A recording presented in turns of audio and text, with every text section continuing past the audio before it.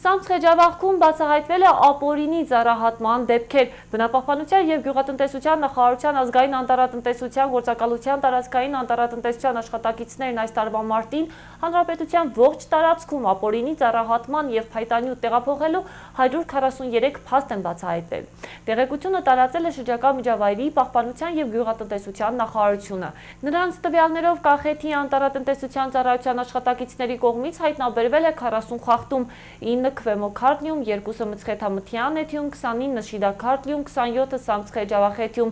կան այլ տարածաշրջաններ ևս։ Օրենքի խախտման վերաբերյալ կազմվել են համապատասխան փաստաթղթեր, մեքենաները կնիկվել են և տեղափոխվել գործակալության գործարար բակեր։ Գործի նյութերն ուղարկվել են համապատասխան գերատեսչություններ հետագա արձագանքման համար։ 2023 թվականի մարտին ազգային անտառատնտեսության գործակալության և բնապահպանական վերահսկողության վարչության աշխատակիցները ընդհանուր առմամբ հանել են մինչև 305 խորանարդ մետր տարբեր տեսակի փայտանյութ։